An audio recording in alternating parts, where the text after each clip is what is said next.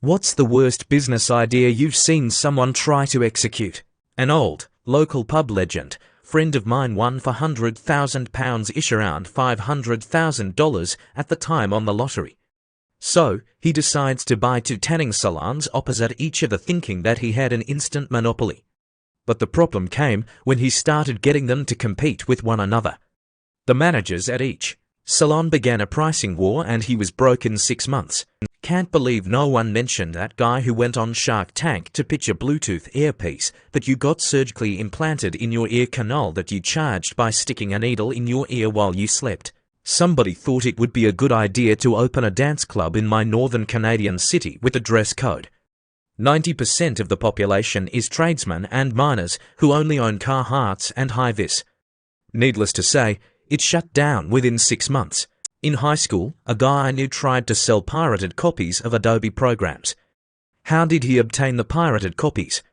He dragged the desktop icons from the school computers onto a USB stick. Bless my friend, she had good intentions, but she wanted to start basically her own library system where people ordered and rented used books through the mail. And they had to return them and pay for shipping and the rental. Where she would store the books, I had no idea. It obviously flopped, but hey, she tried something, which is more than I can say for myself. A lady opened a Southern soul food buffet in my city. It was incredible. Amazing food. On some days.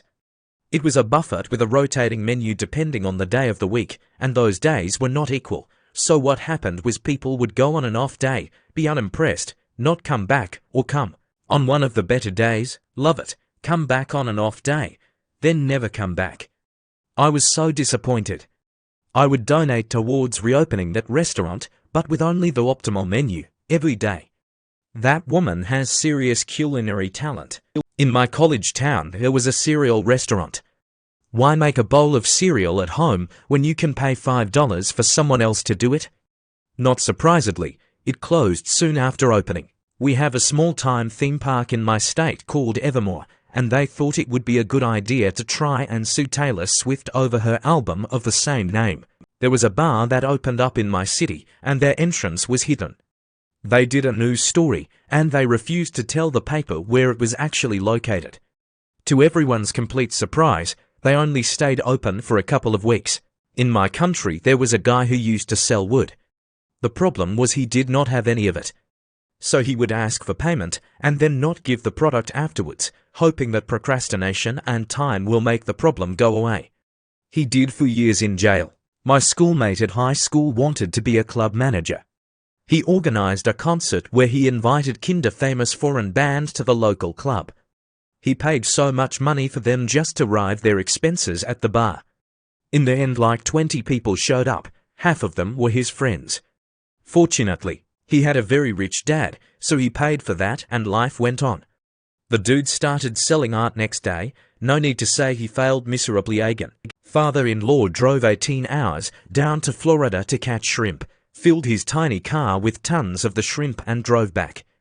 It took days to vacuum seal the shrimp that hadn't gone bad, only to sell a few bags to some friends. The car smelled like seafood for years. In about 2005, my friend's dad tried to start in a small town just outside walking distance from a school using beat-up second-hand machines. To get there from the school, you'd have to walk by an established, larger arcade that also sold food. Edit for the actually crowd. I guess it as walking distance, just not a convenient walking distance. Sorry for poor wording. Context: I live in Las Vegas. When I was in my 20s, I was hired by a man who wanted to build MySpace for strippers. His goal was for the men on the site to pay him to follow their favorite strippers and know what clubs they were dancing at and when. He shut the project down after months of paying me when he found out that no stripper would sign up for it. A digital camera that looks like a classic Japanese 35mm point and shoot. The memory card, which looks like a 35mm film roll and only has space for 36 images, has to be sent away like in the old days to get developed into prints that are mailed back a week later. Was on Kickstarter. When I was in high school, one of my friends wanted to start a little coffee shop, a hot chocolate stand with a cuddle corner and free hugs for anyone who wants them, she offered jobs to our other friend's ex. The idea was that this little business would be operated and staffed by high schoolers. She failed to see the issue with having 16-year-old girls required give free hugs to customers or having to staff the cuddle corner. Guy the first no got a small inheritance. Enough for a deposit on a unit or small house. Nope. Seahorse farm. Turns out seahorses are difficult to breed. He knew place would get hammered and walk around to random tables to schmooze. He would loudly hit on the ladies in front of their dates. It had really good pizza, but his was horribly overpriced and the portions were tiny. It went out of business pretty quickly. Monthly sex toy subscription. You would get a different sex toy each month, which is an okay idea, I guess. There's one of those for everything nowadays. But the only problem this guy had is that he wanted the customers to eventually return the toy so he could pass it on to the next customer. He actually got in talks with an owner of a local sex shop to help him start, but the enthusiasm flattened out quite quickly. Dude bought 150k fidget spinners at the height of the craze. It took months to ship out from China, and by the time all his shit arrived, the mania had ended and the retail price was already near his original wholesale price. Fucking guy still has fidget spinners today. I guess he may eventually do okay on it. But goddamn, I cancer-beating fruit juice, you give me $5,000, then you get 5 people to give you $5,000, then they get their own people to give $5,000. Specialty chocolate shop. It only sold the exact same standard candy bars as any supermarket, but with less of a range, and at 4 times the price. I asked the manager if he had Lindt chocolate balls upmarket, but well-known product, and he said, what are those? Also, there was a supermarket. Teeter doors down. I have a friend whose family has gotten involved in multiple pyramid schemes. And every single time they get into a new pyramid scheme, they claim it's not a pyramid scheme. No, you don't get it. I am the boss. Once I produce 5 clients for my mentor, then I keep all my new clients and they have to get me 5 new clients each. It's people helping people. Boob therapy. Getting women to become breast therapists to come put a boob on your face whenever you feel bad for therapy and get insurance to cover it. It didn't work.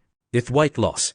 I had a customer once that wanted to build an auction website that would put eBay out of business. His hook was he wanted to sell very niche expensive items. To kick the whole thing off, he was going to sell Monica Lewinsky's jizz-stained dress. Out of all the polite questions that emerged from the initial meeting, I finally got around to asking how he ended up with the infamous dress. Oh, I don't own that. I was just going to take the final auction bids and offer that to Monica for the dress I see, and your budget for building said empire. Would $1,500 bucks get me started?